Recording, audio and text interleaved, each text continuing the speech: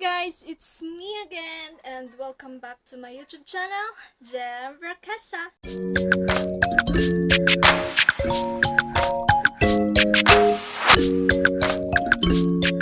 So guys, pagpasensyahan nyo na kung maga yung mukha ko kasi kagigising ko lang din and inaantok pa din ako. And for today's vid guys, I am going to style my clothes na pambahay. So ganito kasi yan. 80% ng clothes ko na pambahay, hindi ko nasusuot. And then yung 20%, yun yung paulit-ulit kong sinusuot. And then sasabihin ko sa sarili ko na wala akong maisuot kahit ang dami ko namang maisusuot.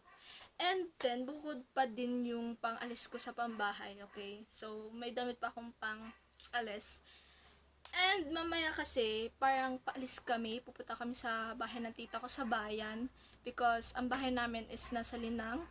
To those who doesn't know, kasi ngayon ko pa lang din sasabihin. So, gusto ko magsuot mamaya ng pambahay. Kasi, wala, sa bahay lang naman ng tita ko pupunta, no? And, may dumaang truck. And, yeah. Nakalimutan ko sasabihin ko. And, ayun na nga, I'm going to style my clothes.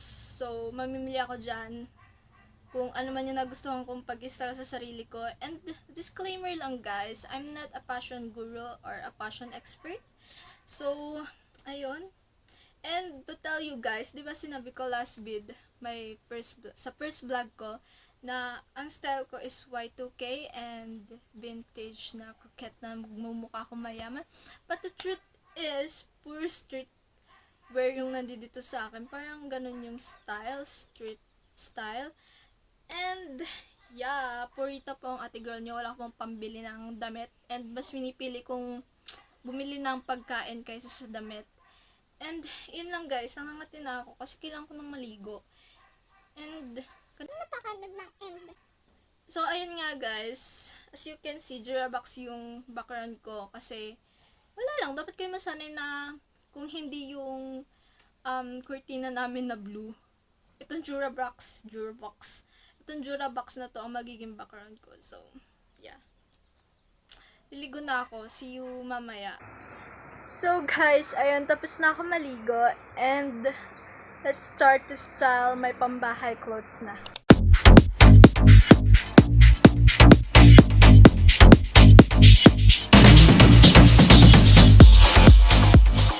So, I partnered this dress with some denim shorts kasi I love denim shorts, okay?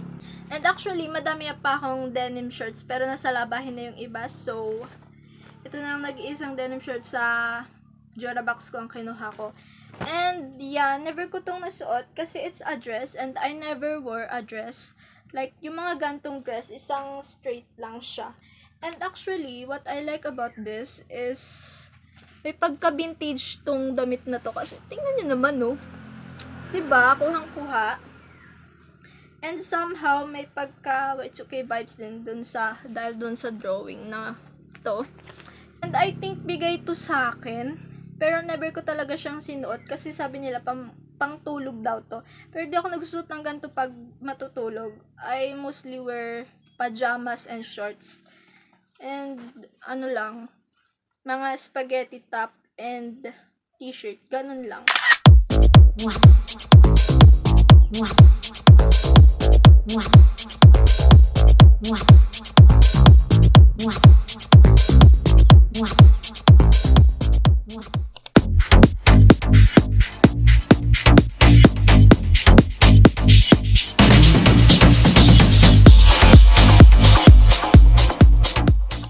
So, for this top naman, I partnered this with denim shirts lang din. Kasi, why not? Why not? Coconut. So, I never wear this naman kasi grabe yung pagka-see-through niya dito sa may bandang likod. Sobrang see-through niya. Like that. And, what I like about this naman is parang may pagka-vintage din siya dun sa style niya. Like, look! So pretty! And it's my style. And ngayon ko lang din actually guys nalaman na may mga ganito pala akong damit. Kasi sobrang gulo po ng damitan ko. And ngayon ko lang din inayos bago ako mag-vlog. Yes, nag-ayos muna ako ng damitan. In case na mayroon pa akong ibang damit na hindi ko pa nadidiscover sa damitan ko.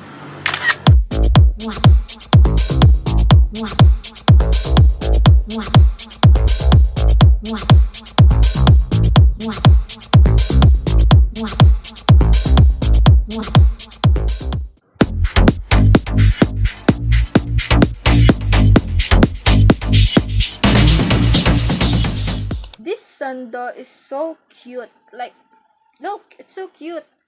But I never wear this, guys, kasi sobrang fit niya, and kapag mainit, magsusuot ako ng t-shirt na maluang.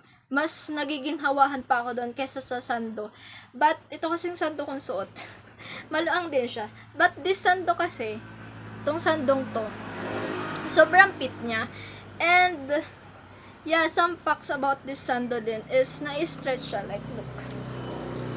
Nagiging dress to, guys, kapag sinusuot ko. And I just paired this with this low-waisted na jeans.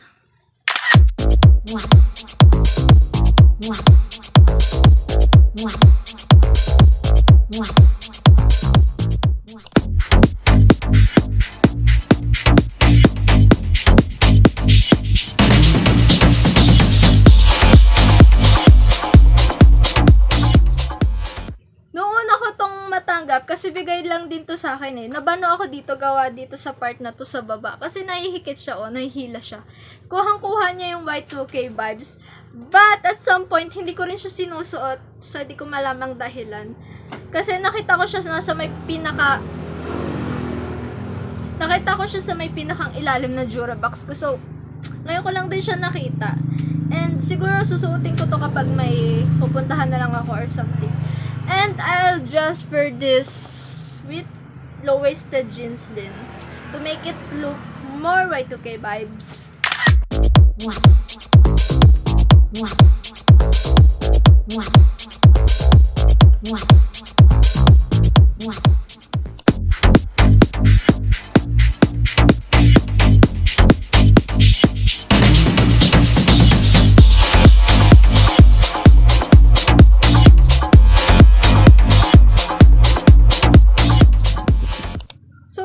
Damit na to, ayoko talaga siya suotin, guys, kasi nung una, ang nasa sa isip ko noon, magmumukha akong manang. Like, look at this naman, oh. Nung una talaga, ang akala ko magmumukha akong manang, like, you know. Pero maganda naman pala siya, kasi look, yung style niya dito, oh, may pag ganun-ganun. And I'm just gonna pair this with low-waisted jeans na lang din. And I'm gonna try to style this at my own style. Na hindi ako magmumukhang manang. Kasi yun talaga yung main reason kung bakit ayoko itong suotin. Kasi feeling ko magmumukha akong manang. Paulit-ulit, Gemma. Paulit-ulit.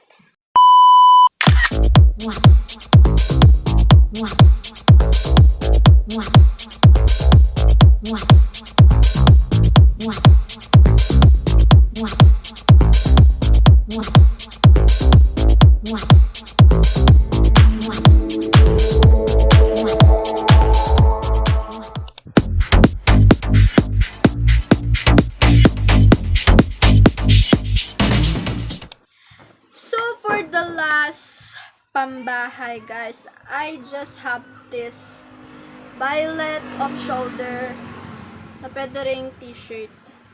So, nung una talaga, ayaw ko itong suotin. Like, totally. Ngayon ko lang na-realize na maganda pala siya suotin. Kasi, you know, guys, I hate dark colors. And it's super dark. Dark violet. Pero, grabe. Ang ganda pala niya pag sinuot na, no? So, don't judge the t-shirt. Don't judge the clothes when you don't. Tagalogin na nga lang natin. Huwag nating i-judge yung mga damit na hindi pa naman natin nasusuot, okay? Kung hindi pa natin na i-try. Kasi, maganda naman pala. As in, sobra. And may pa ganto-ganto din siya sa gilid. Dito sa may bandang, you know, shoulder part niya. Motor! So, masama nga lang dito sa place namin is, ayun nga, sobrang daming dumadaang mga sasakyan. Kaya, sobrang ingay. So, this is the last pambahay. And, yeah. Ngayon ko lang din siya na-discover.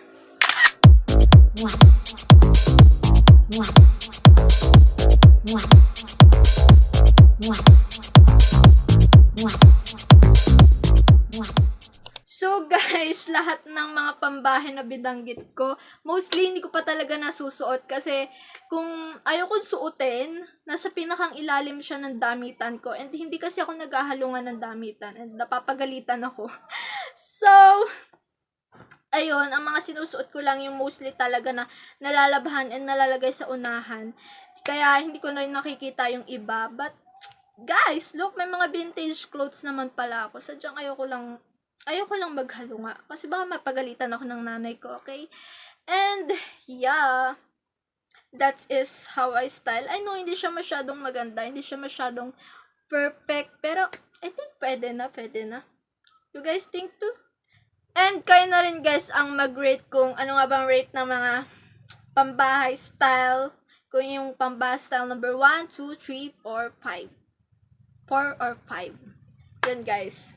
And actually, wala talaga akong makontent kaya ito yung kinontent ko, yung mga pambahay clothes ko. Kasi, bala ko talaga simula kahapon pa na maglinis ng damitan ko. And naisip ko na, why not mag-vlog na rin ako tungkol sa mga damit ko na hindi ko naman nasusuot, diba?